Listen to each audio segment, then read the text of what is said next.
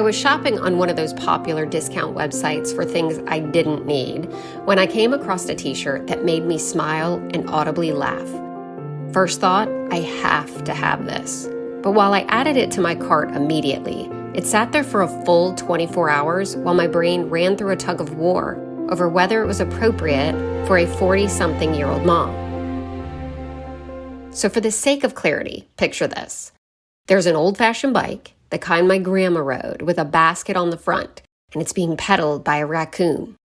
In the basket rests a possum clutching the edges, and the caption reads, "Get in, loser, trouble won't find itself." For my left brain friends, you might need to hop over to social later to fully appreciate the visual. But for my right brain people, I hope you're laughing. Seeing that shirt made me instantly think of my sister, being carefree and perhaps careless in our youth, and we'd probably do so now if left alone long enough. But my initial response was then followed by conditioned thinking. My nostalgia and good humor turned into a full-blown internal conversation. Would I actually wear that shirt in public? Would I be setting a bad example for my kids? Would other moms make judgments about me and subsequently my parenting skills? Or maybe I'm not actually that funny and don't belong in a shirt like that.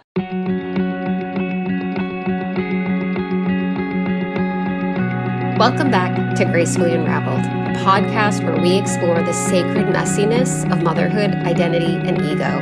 I'm your host, Kelli Lynch, and every other week I'll be exploring how motherhood reshapes us, not into someone new, but into a deeper awareness of who we are. Through personal reflection, spiritual insight, a dash of data, and a whole lot of honesty, let's unravel with intention and kindness together.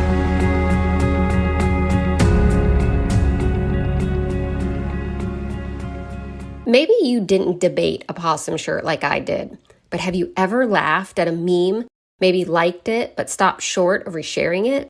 Not because it wasn't funny, but because you started to wonder what your followers might think, whether it aligned with your role as a mom, a coworker, a Christian even.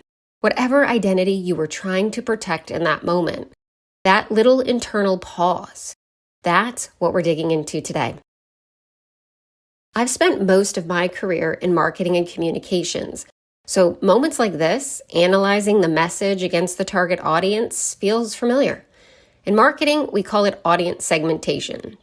Tailor your message to match the expectations of whoever is receiving it. But when you do that in real life, over and over, the risk is you start marketing a version of yourself that isn't fully authentic. Even small things like packing your kids' lunch can become a branding exercise. Should I drop in the Takis and Oreos because I'm super cash, or do I go with baby cucumbers and an apple? If you're like me, you do both. Better to cover all the bases. It's like post-childbirth, some invisible assistant moved in, quietly whispering, "Let's run that through the brand guidelines before you proceed." This, my friend, is your ego at work. One of my go-to modern spiritual teachers is Eckhart Tolle, and you'll likely hear me refer to him many times over the course of my episodes. He defines ego as the part of the mind that tries to control your thinking and behavior. It's a false sense of self built through identification with roles, appearance, and beliefs, to name a few. It consists of automatic thinking that is reactive and seeking value from the world. While research regarding the psychological impacts of motherhood on women is spotty, there was a study published in the mid-2000s in the Journal of Education, Culture, and Society that reported that unlike some other social roles, motherhood often demands a profound identity reorganization. Maternal identity doesn't replace a woman's previously perceived identity, but rather reshapes it, integrating former roles like wife, daughter, friend, or professional into something more layered and complex. And this psychological reorganization can feel disorienting at times, especially when we hold ourselves to internalized ideals of what motherhood should look like, but perhaps more specifically, how we should look doing it. When I contemplated purchasing that silly shirt, my brain was already playing out several scenarios. Mom, you would never let us call someone a loser. Okay, guys, so that's not where my head was at when I got this. Or perhaps getting the sideways glance as I strolled through the grocery store with my seemingly ill-behaved kiddos and another woman reading my shirt thinking, makes sense. These scenarios for me would feel like mom fails, like I allowed my childish comedy to get in the way of being a good role model. Ugh, why did life have to get so serious? Is Peter Pan still jumping in windows? Can I go? Ancient spiritual traditions have long challenged the idea that we can define ourselves through the roles we play.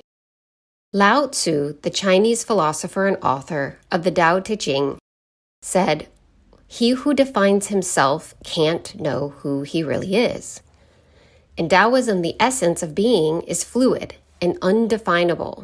Our true nature cannot be confined to fixed identities. The more we try to lock ourselves into a label, the further we drift from our authentic self. And Tolle built upon that wisdom in his popular books, like A New Earth, where he described ego as the part of the mind that forms identity by attaching itself to external roles and appearances. For many women, the role of mother becomes not just something they do, it becomes who they are. And this identification can become so strong that every choice, emotion, or behavior is filtered through the internalized question, am I being a good mom? Which I believe is rooted in the far deeper question, am I enough? The work of mothering isn't about measuring up to society's ideals. It's about participating in a sacred purpose God prepared for us. Not as perfect mothers, but as present, growing ones. You are enough because you were divinely created. Many spiritual traditions affirm that our true nature begins not with form or function, but with spirit, a sacred essence that precedes any identity or role. Genesis 1:27 says, "So God created mankind in his own image. In the image of God, he created them. Male and female, he created them." This is often misinterpreted as referring to physical likeness. But image of God refers not to our outer form, but to our inner nature, our capacity for consciousness, love, and spiritual connection.